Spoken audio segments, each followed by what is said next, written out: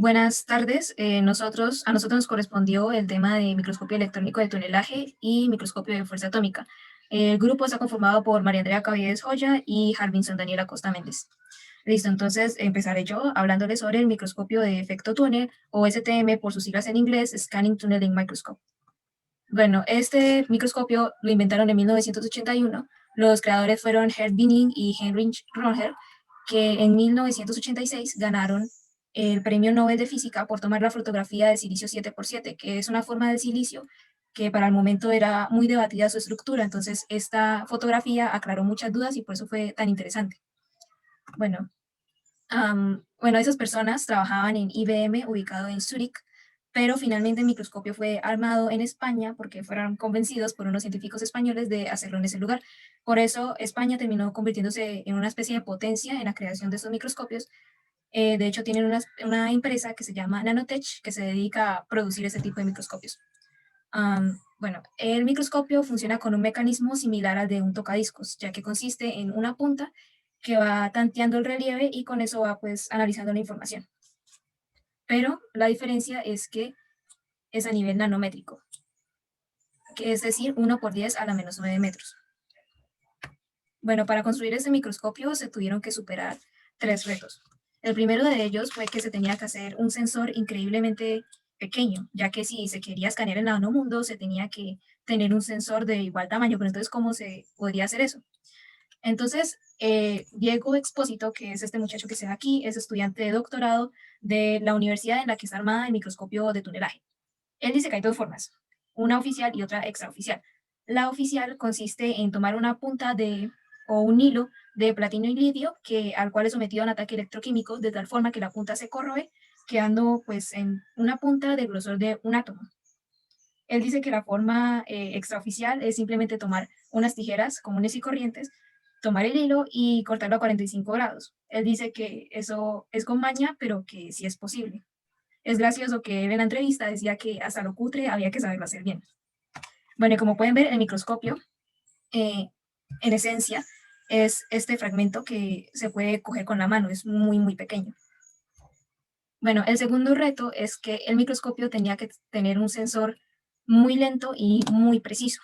Uno pensaría que se tendría que mover entonces de nanómetro a nanómetro, pero no. El señor Julio Gómez, que es uno de los científicos que les decía que convenció a los creadores de llevar a microscopio a España, nos dice que en realidad se mueve a fracciones de Armstrong, es decir, que se mueve de 1 por 10⁻⁻10 metros. ¿Y cómo lograron eso? Ellos tomaron 3 barras pisoeléctricas que están representadas en estas barras amarillas, que es una barra pisoeléctrica. Es una barra de un material que al ser cargado con cierto voltaje cambia su elongación. Entonces ellos aprovecharon de esta particularidad para hacer que el sensor se moviera muy delicadamente. Finalmente, el tercer reto fue que encontrar con qué iban a sondear la muestra. Entonces, ellos decidieron que tenía que hacerse con el efecto túnel. ¿Qué es el efecto túnel? Recordemos que un electrón no está en un punto fijo, está, digamos, en una nube de probabilidades en la que puede estar en cualquier parte. Entonces, digamos que a un electrón le gusta estar acá en el centro, pero en realidad puede estar acá en los bordes. Si el círculo rojo fuera la nube de probabilidades, él puede aparecer en cualquier parte. Ahora, si yo coloco una barrera que físicamente no puede atravesar un electrón, que es como si yo intentara atravesar una pared, bueno, yo empiezo a aventar los electrones contra esa barrera y ellos físicamente no van a pasar, mecánicamente, perdón. Pero gracias al efecto túnel, ellos pueden aparecer al otro lado de la barrera sin tener que atravesarla. Entonces, para eso también hay que tener en cuenta que dependiendo del grosor de la barrera, va a haber más probabilidad de que un electrón aparezca al otro lado o de la cantidad de electrones que aparezcan al otro lado.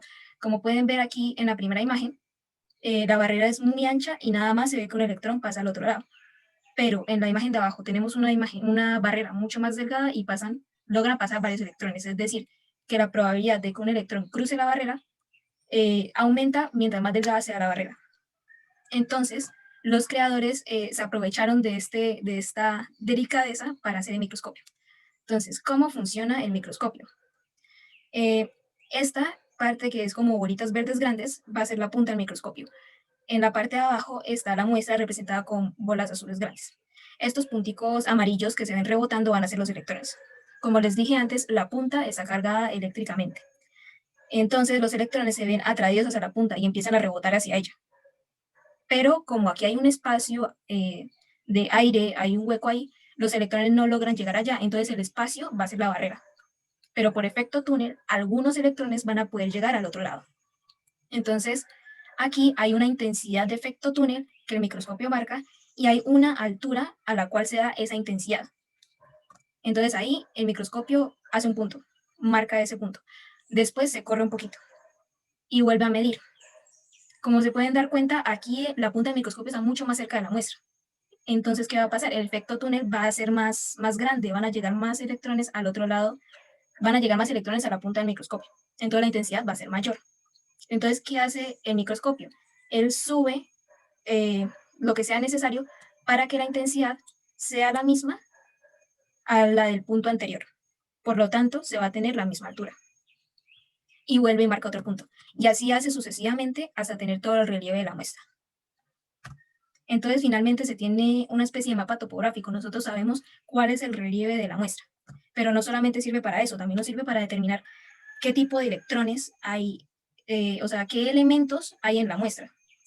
Entonces, el efecto túnel es una característica intrínseca de cada elemento. Mientras más grande sea el átomo del elemento, mayor va a ser la intensidad del efecto túnel a cierta altura. Mientras más pequeño, menor va a ser la intensidad a cierta altura. Como se puede ver en esta imagen, también se puede pues, identificar así gráficamente. Y finalmente, como les mostré, el microscopio era algo que yo podía sostener con mi mano, pero en realidad se necesita una estabilidad increíble porque, como les dije, se va moviendo de Armstrong a Armstrong. Entonces, si eso se mueve un poco, ya se va a dañar la visualización de la muestra. Entonces, lo que a uno le venden en realidad es toda esa máquina enorme que están viendo, nada más para que tenga mucha estabilidad de microscopio. Otra cosa es que la muestra que se esté observando tiene que ser conductora, ya que como les expliqué, el efecto túnel consiste en el paso de electrones de un lado a otro. Entonces, si es un material que no sea conductor, no va a permitir que los electrones, digamos, salgan fácilmente de él.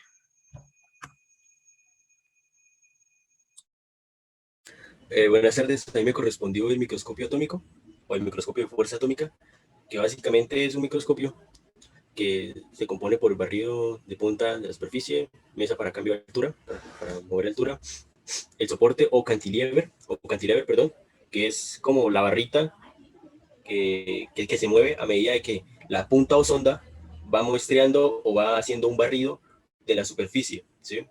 Ya después le puedo explicar para qué más sirve. Tenemos el láser y el detector óptico, que son muy importantes pues en función al soporte y también con el detector óptico. Siguiente. Siguiente. Vale.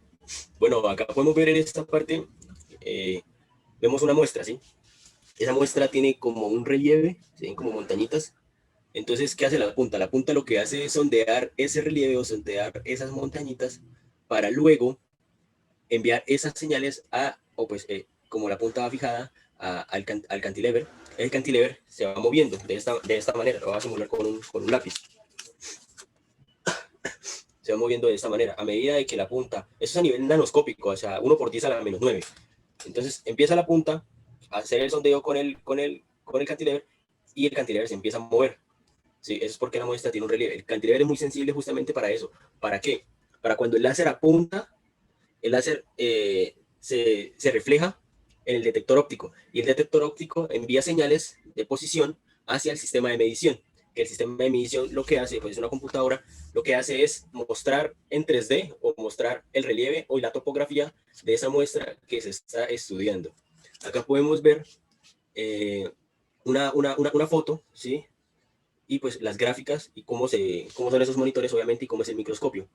En este caso son de medidas de 98 nanómetros por 50 nanómetros.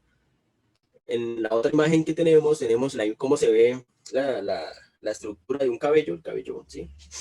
Y pues cómo se utilizó el microscopio de fuerza atómica para hacer ese muestreo topográfico a nivel nanoscópico de ese cabello. Siguiente. Bueno, en la tabla de contenidos, eso fue una pequeña introducción. La tabla de contenidos tenemos 4 módulos. AFM, modo de contacto. AFM, modo no contacto. En el 3 tenemos contacto intermitente y en el 4 tenemos AFM, modulación de fuerza. Siguiente. AFM, modo de contacto. Como su misma palabra lo dice, hay un contacto directo en la superficie y con la punta o sonda. ¿Esto qué es lo que hace? La sonda va muestreando la superficie de la muestra y a medida o las irregularidades que tenga esa muestra, lo que va haciendo es que el cantilever se puede ir doblando o no, porque hay unas fuerzas. Entonces están las fuerzas de Van der Waals, que son fuerzas repulsivas que repulsan la punta que es hecha de silicio, y esa fuerza del cantilever es lo que es como va en contra de la de Van der Waals, ¿sí?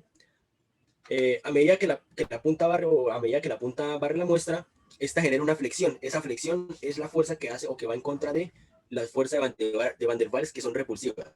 Y esto lo que hace es adaptarse al relieve y tomar una muestra topográfica más acercada a la realidad de que si no estuviera hecha de ese material, o, pues, o que no estuviera generando esa flexión, ¿sí? Y como podemos ver en la figura 1, con cada ejemplo que pongo, ahí vemos la punta, que es el triángulo. Vemos que en la figura 1 el cantilever está de manera horizontal, pero se ve recto. En cambio, en la figura 2 está flexionado. ¿Por qué? Porque esa es la flexión, a eso es a lo que me refiero con flexión, ¿sí? Para adaptarse a la realidad de la muestra. Pues obviamente por las irregularidades que tenga, pues la muestra, ¿no? Siguiente. Bueno, acá era lo que les venía comentando ustedes, de que las fuerzas repulsivas de Van der Waals lo que hacen es repulsar, obviamente, y lo que hace es que haya un equilibrio con las demás fuerzas, ¿sí? Que intentan mantener a los átomos unidos. Entonces, lo que les venía comentando es que el cantilever se dobla para que las fuerzas repulsivas no distorsionen el barrido, o sea, para que tengan un barrido más cercano a la realidad de que si no estuviera así, ¿sí? Entonces, las fuerzas involucradas, bien sabemos, esa fuerza se ve mucho en el xilema y el floema, cuando la planta o cuando un arbusto o cualquier cosa vegetal trata de adquirir nutrientes del suelo. Entonces, el agua sube por capilaridad. Ese es uno de los tantos ejemplos, a esa fuerza a la que se refieren. Fuerza del mismo cantilever, los que le venía comentando de que el cantilever se dobla con respecto a la muestra para tomar con mayor precisión un barrido de esa muestra, para así haya una mejor topografía de esa muestra, ¿no? Y la fuerza de Van der Waals, que es la fuerza repulsiva que tiene la muestra con la punta o con la sonda. Siguiente. Bueno, acá podemos ver unas imágenes más o menos que explican qué es lo que realmente pasa. Entonces, la fuerza de capilaridad y la fuerza del cantilever se doblan para que haya un equilibrio con la fuerza de Van der Waals, ¿sí? Para determinar la gráfica de la superficie de la muestra, el láser se activa y incide esa luz a un dorso especular con el cantilever, ¿sí? Así como vemos en la figura, en la figura geométrica, que el láser incide en el cantilever y eso sé que se incide hasta llegar a la parte de el dorso especular. Y ahí es donde pues de esa forma, se tiene una gráfica de la superficie de la muestra, ¿sí? Que luego eso va conectado a unos cables que llegan a un monitor donde se muestra exactamente qué fue lo que se hizo y bueno, muestra más que todo eso. Entonces acá vemos en la imagen de la parte inferior derecha la imagen de la sonda, el cantilever, y cómo se ve que está pues sondeando eso. La punta, 50 nanómetros, el material o la muestra, y cómo la punta va sondeando eso. Y ahí entre ese espacio están las fuerzas de Van der Waals y la fuerza del cantilever, que una vez en contra de la otra para equilibrar y así tomar una muestra más cercana a la realidad. Siguiente. Bueno, acá les voy a comentar una de las ventajas y las desventajas de la primera. Se me olvidó eso. Bueno, una de las ventajas es alta velocidad de barrido, permite una resolución molecular bastante mejor, y análisis de muestras rugosas, ¿sí? Lo malo es que en las desventajas es que la destrucción de la muestra es debido a la interacción punta-muestra. Eso quiere decir que a medida que se va moviendo la punta sobre la muestra, tanto la punta como la muestra van teniendo roces. ¿Y qué pasa cuando tienen roces? Hay un desgaste. Y eso pues puede influir en unas tomas no muy buenas de esa misma muestra. Acá también lo dice, destrucción de la punta de silicio y de la superficie de la muestra. Dos capas de agua absorbida generan problemas de importancia entre la fuerza de capilaridad y las cargas electrostáticas de la superficie. Esas son una de las desventajas. Siguiente. Bueno, acá tenemos el AFM de contacto, ¿sí? Se hace a una distancia de 10 a 100 Armstrong.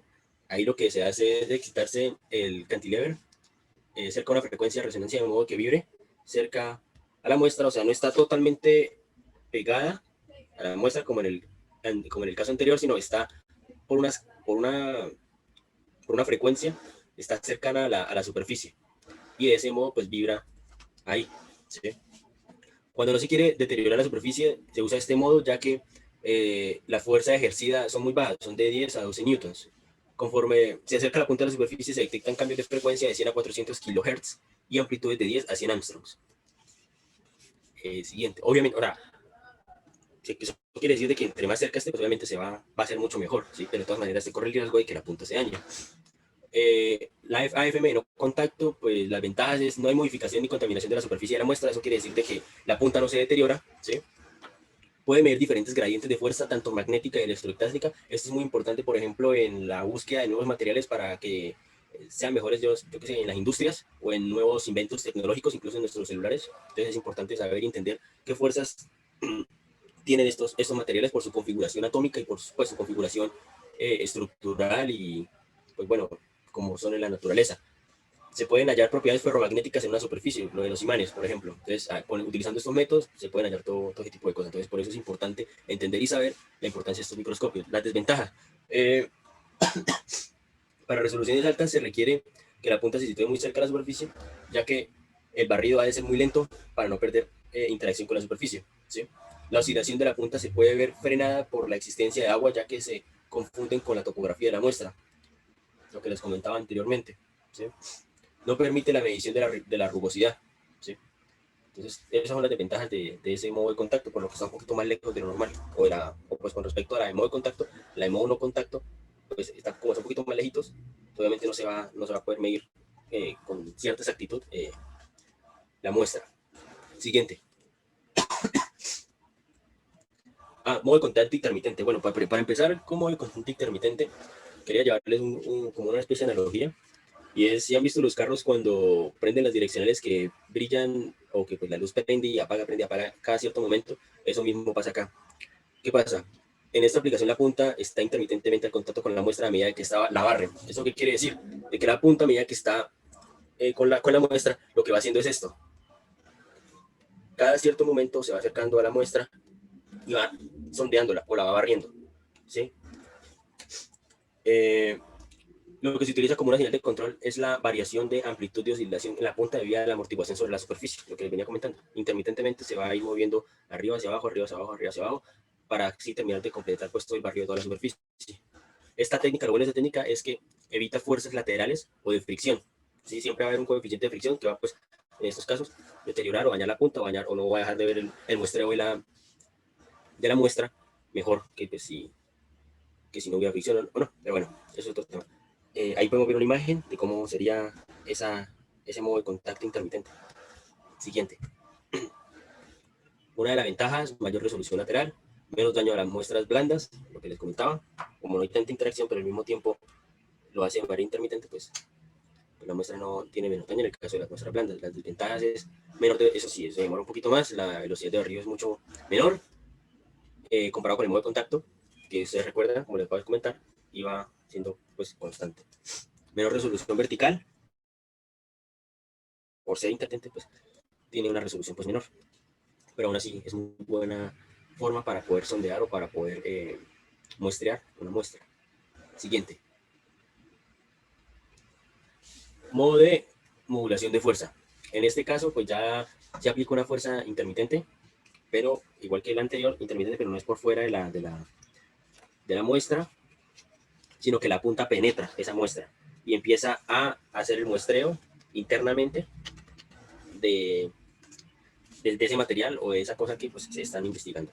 Entonces ya ahí como se ve en la punta, la línea roja muestra lo que, pues cuando penetra la punta, que lo hace internamente en la superficie de esa muestra, que lo hace de manera intermitente, o sea, no es constante, sino lo hace en cierto periodo, pero interno. Bueno, siguiente. La ventaja es que permite mediciones de propiedades mecánicas en la superficie, por ejemplo, en el caso de la dureza, hay muchos materiales que para eso pues, se requiere de este mecanismo, para poder hallar propiedades como por ejemplo la dureza. Y pues la única desventaja que tiene es que el desgaste de la base pues, es muy alta, ¿sí? Eso sería lo malo, pero bueno.